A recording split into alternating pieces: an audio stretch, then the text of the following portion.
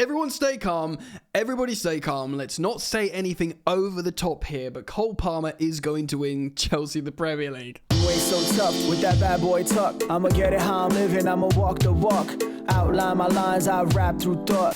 Oh, it's just lovely. Lovely.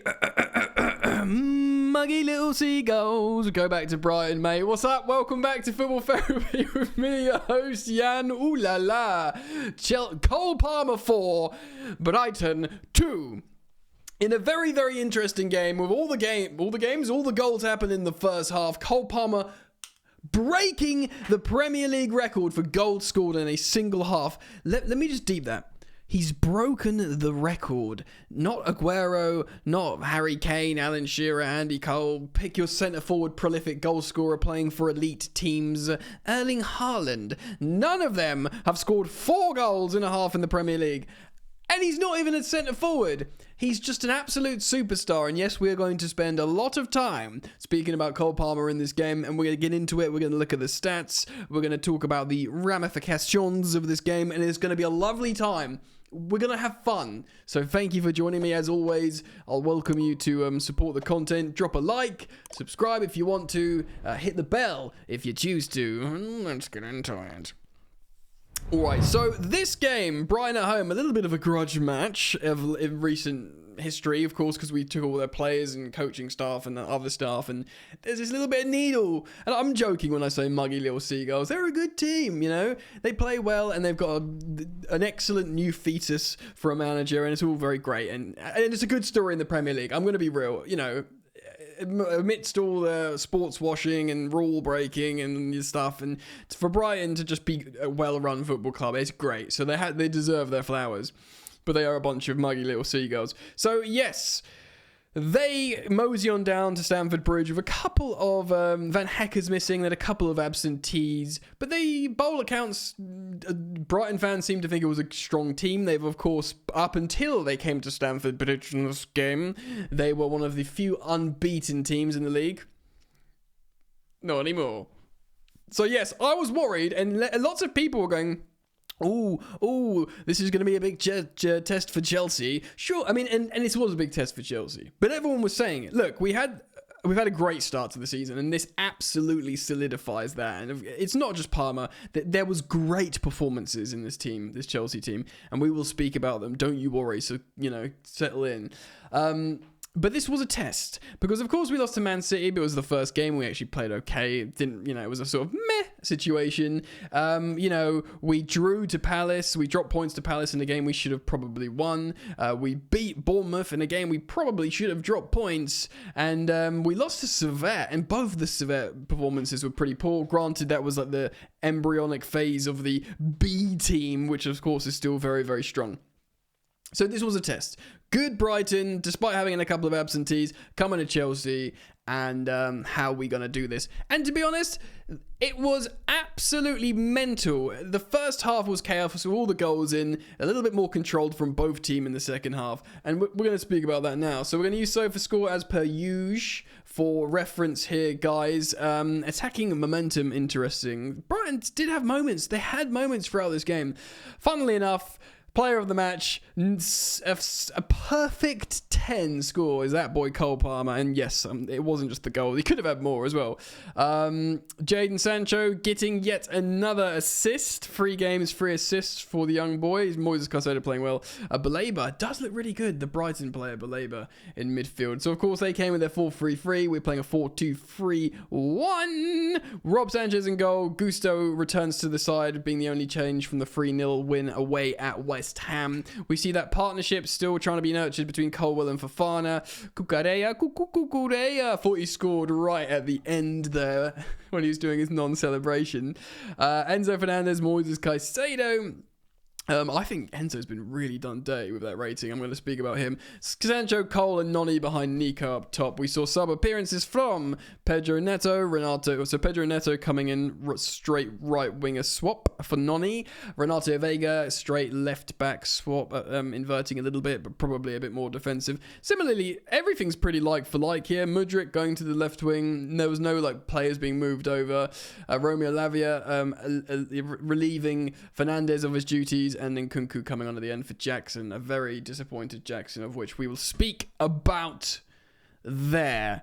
So, like, we've sort of found our... This is the team, isn't it? Like, I'm still sort of speculating whether if Noni Madueke doesn't get his, like, act together, maybe Neto's coming for that starting right wing first team spot, and maybe Noni gets relegated to the European midweek team. Other than that, Malo Gusto, of course, is sensational. You could still say Reece James, if he's fit and firing, he just walks into the team. And yeah, really, man, like this is our strongest team, right? So I'm going to walk you through it. Let's mosey on down. Let's talk about the stats, actually. Because in the first half, yeah, we had lesser possession. 41% to their 59 at home. But that didn't really matter because we played a transitional game. 3.19 expected goals from us. Of course, scoring 4 from Cole. One of them absolutely sensational. 2 of them sensational, really. I'm struggling to remember the goals because also he had other chances as well. They did score 2 from just a 1.08 XG. But we have a Spanish man to thank for that. 6 big chances in that first... Oh, sorry, I'm looking at that all here. Let me start that again. So yes, excuse me, I did want to split that into halves. There you go. Even less possession in the first half, 36% possession. Again, reiterating we were playing the transitional game. Even more impressive, scoring 4 goals from 1.95 XG to their 0.86. So that is more impressive from Cole Palmer, scoring 4 goals from, more than doubling the expected goals. From only 3 big chances as well. Interesting, yes, they had more passes, they had more of the ball, we had more goalkeeper saves, and Sanchez did make saves. That is important to note in this game. Second half, a little bit more possession, but still allowing Brighton to have the more of the ball, and we were still dominant in all the attacking stats, as you can see here. So let's just take a walk down memory lane of what actually happened in this game, as you can see on the left-hand side of the screen here, or the video. It was a really, really embarrassing moment in the 7th minute where... Was it Fofana? It was definitely a defender. It might have been Fofana. It had like a weird moment, but it was really poor from Sanchez. He goes to get a coffee, basically. He goes for a wander, and he can't get back to make the save. And it's essentially... it's a Rob Sanchez mistake to make it 1-0. I do think at this point, because he's getting booed, Cucurella's getting booed, possibly Caicedo. I think maybe even Levi Colwill, even though like he was just a loanee there. I'm not entirely sure on that, but Sanchez was rattled in this game. So 1-0 down, but fortunately, Nico Jackson playing really, really well. Good centre-forward play, assisting Cole Palmer. And at this point, I think we'd already scored, hit the bar or scored an offside goal. Very, very similar. Cole Palmer levelling it up. And he scores, spoiler, a 9-minute hat-trick here, or a 9 or 10-minute hat-trick. He scores the penalty in the 28th minute, as you see there, and actually it's won by Jadon Sancho, who absolutely deserves his flowers. I don't know if he's 100% fully fit, but he's looking really, really good, because not only did he get an actual assist in this game, he won the penalty to put us ahead there with that Cole Palmer goal. Really, really good. Of course, Enzo Fernandez gets booked for dissent, which is frustrating, but I really want to give Jadon Sancho his flowers there. And then we get another goal, a free kick, and it is that goal to complete his 9-minute hat-trick. Cole Palmer from really far out. He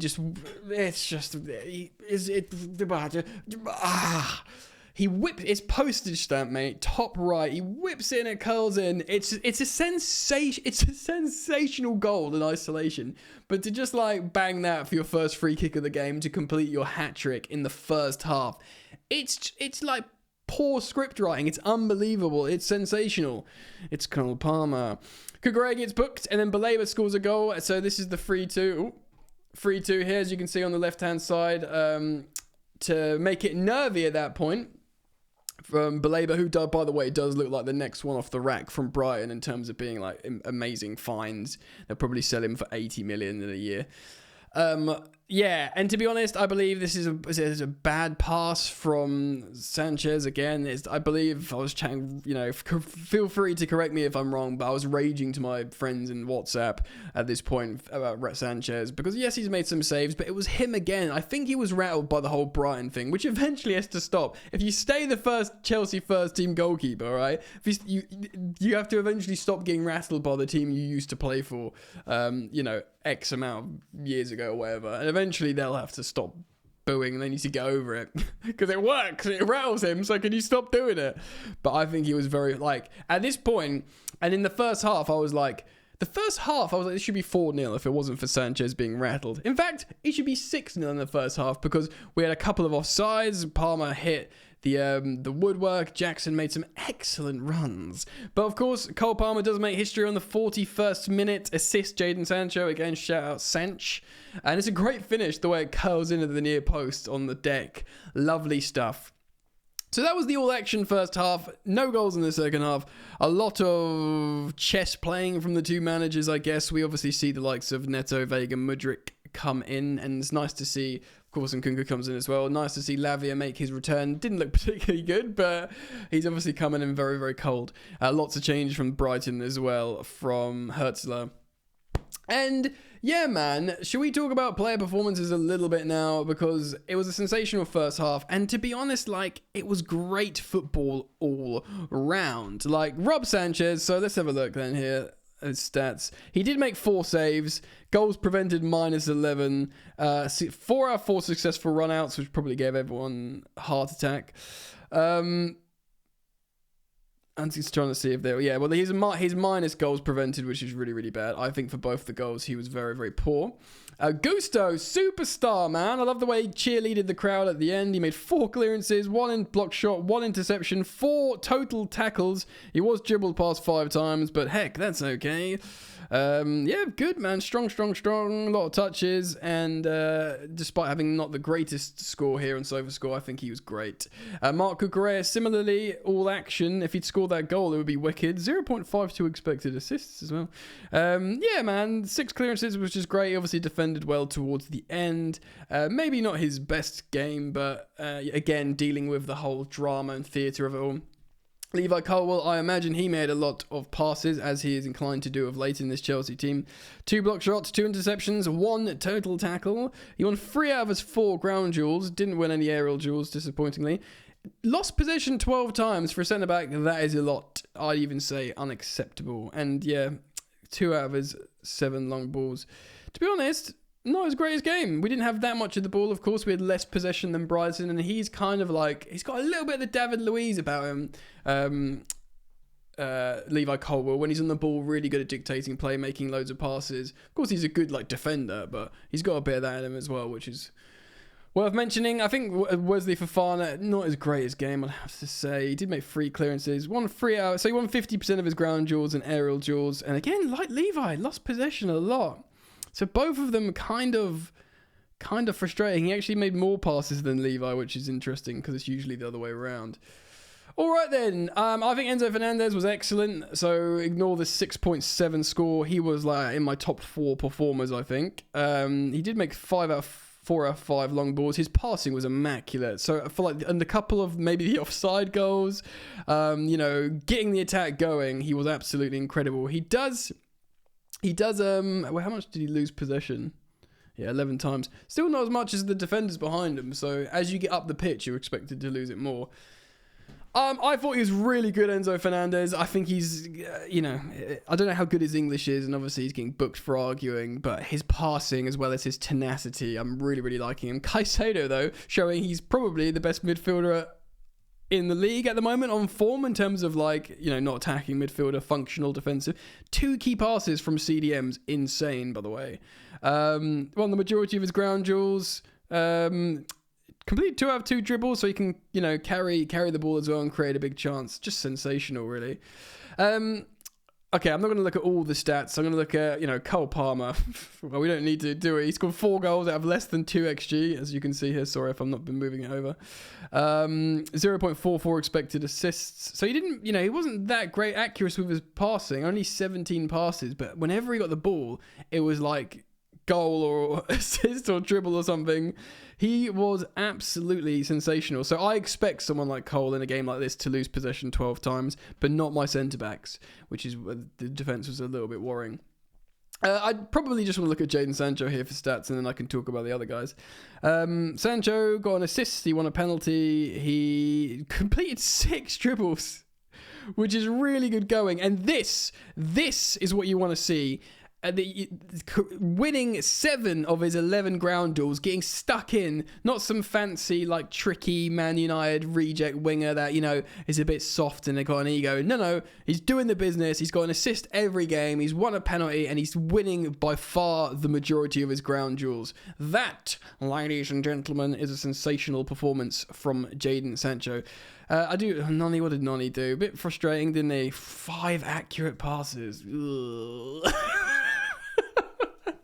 And look, Nico Jackson as well. Let's just get rid of that and talk about Nico Jackson. I thought he was excellent. Of course, he got an assist.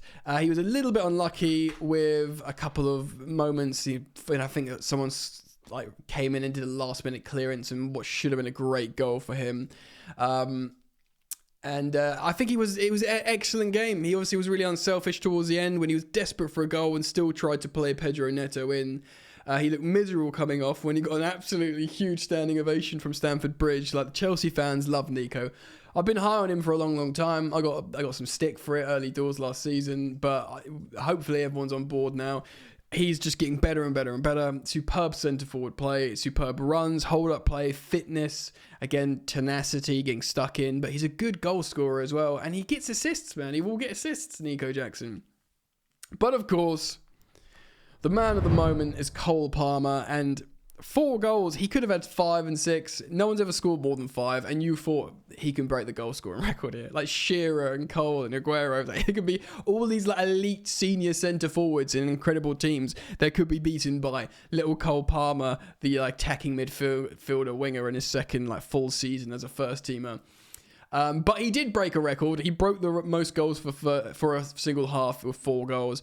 And that free kick, we can wax lyrical all day about him, but it was not just the goals. It was some of the passes that he was just hitting first time on the half turn, getting into the channels. Like, literally, like, it's absolutely incredible. It's insane from this young player. It's not just goals. It's not just like penalties. It's not just assists. It's everything. He's just a sensational attacking footballer. And I'm sort of running out of words for him. And my favourite thing about Cole Palmer is he's an amazing footballer. But on top of that is like, he just doesn't understand what he's achieving. He's just like a kid, like playing football in a park, having a great time, and like, why is everyone so excited? Like, for him, just scored a goal. Do you know what I mean?